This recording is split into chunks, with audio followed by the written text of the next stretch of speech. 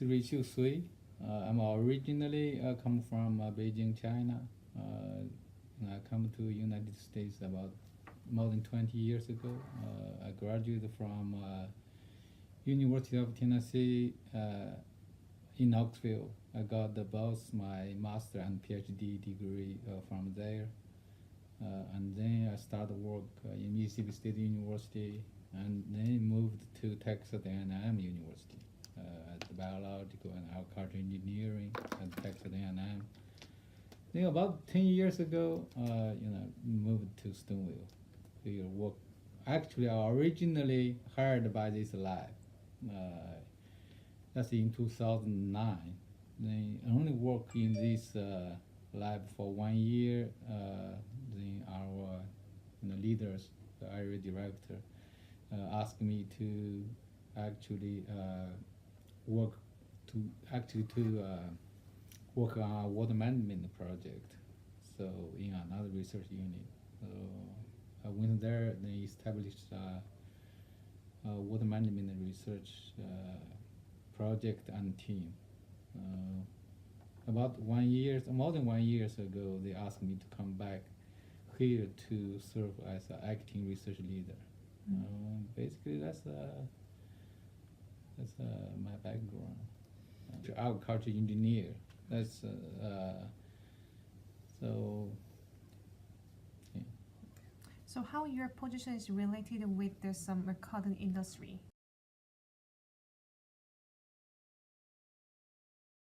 We do research on cotton ginning, and we have a very close relationship, collaboration with the cotton industry, like the ginning equipment manufacturers, and also like Cotton Incorporated.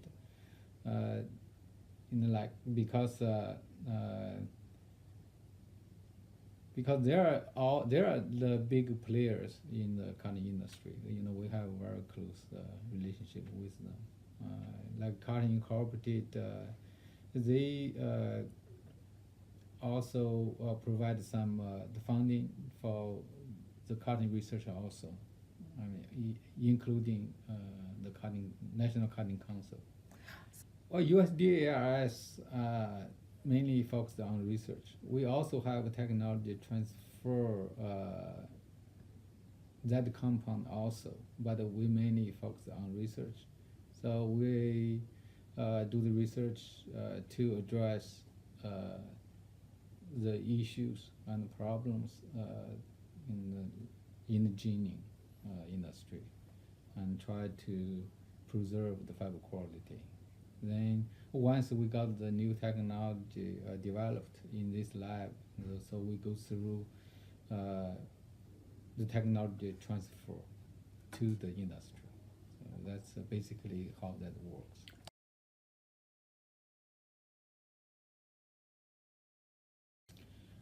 Cotton ginning, the cotton industry, the cotton production, this a chain. The ginning is the big part of that chain. So first you grow the cotton, then you need to management in the field. In each steps you have to get the high quality cotton. In each steps you have to be managed very like professionally and specifically, and management very good. Otherwise you cannot have the high quality fiber cotton. Like first you need to do the plant management in the field. Then when you got the cotton growth and even it opened, you need to harvest. Once you harvest, you just get the seed cotton. Then you need to transfer that to the ginning. The gene is the part to separate the seed and the fiber. Right? This is a very big process. And also, if you did not manage this part well, you cannot get high quality fiber, because it either can be contaminated by the foreign particles, and also it can damage the fiber quality, because if you create a lot of short fiber content, you cannot make a good shirt also. You know what I mean? So how to more effectively to a gene, and also to reduce the cost and preserve the fiber quality. There's a lot of engineering technologies involved in the gening, in the gening industry. So there's a lot of issues too. That's why, so we're here to address those issues and to try to increase the profit of the producers, and also to preserve the fiber quality for the whole cotton industry, including textile.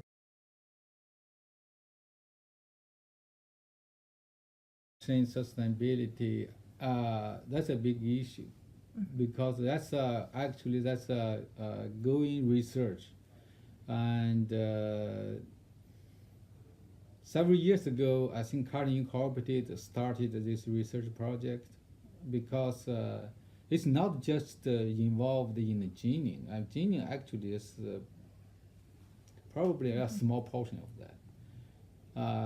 The big part is the production, is the growth of the cotton, like the water use. Some people think, oh, cotton use a lot of water. I mean, water is a big issue too in the agriculture production, and I also like the use of chemicals, the pesticide, herbicide. I mean, how to keep that this production environment friendly, and the soil healthy, and so there's a lot of technologies, and also some tools developed to handle, to address those sustainability issues. That's a long story. But in the gening part, I think, like what you mentioned, it's mainly is for the environment, because of the gening. There's a there's some air pollution issues. I mean, we need to face that to address those issues. I mean, of course, we have the air cleaning system in each gene. So, but they still have you have some those issues. So we're actually those three gening labs. We have a collaborative research on those environmental issues. About several years ago, I think it's more than 5 or 6 years ago, even longer. I mean, those three gening lab across the country put together a big research project. We set up the equipment around the gene to collect the samples and to see how the gening process affect air quality around the gene, and what kind of particles will be generated by the gene, and how that affect the air quality. I mean, how far it can go, what's the size of the particles.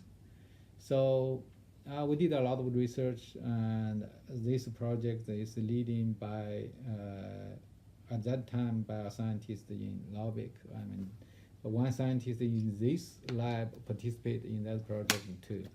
They published about 76 journal articles on that project. Yes, that's true. So we want to get rid of those pollutions and reduce that, minimize that, or I should say that, then to keep the production sustainable, at least in that aspect.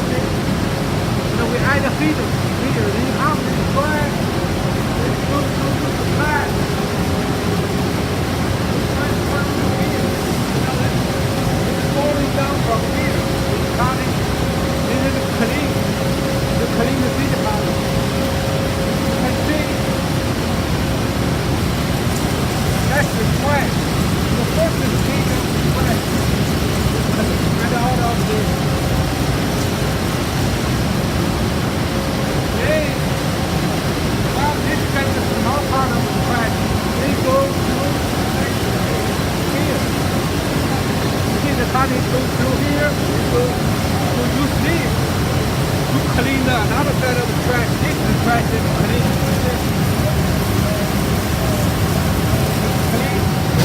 They still have more trash. So use different devices to clean that. So this is the trash to clean up. This is more trash. Okay. This is another machine. Another machine. So we clean more trash with different trash. Okay, after this, the cutting is transferred to the plant.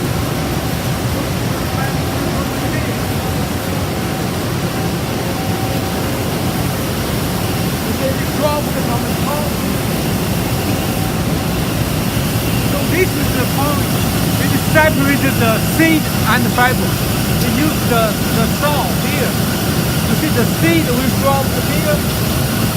Then the fiber we transferred through here to here. This is the fiber. At this point, there's no seed anymore. But it still have some trash. This is the linear cleaner. Linear cleaner this trash. You see this trash? Got all the trash. Then the link we keep going. Go through here.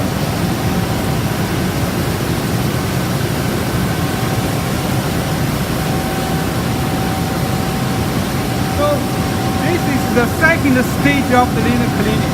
So there's much less trash.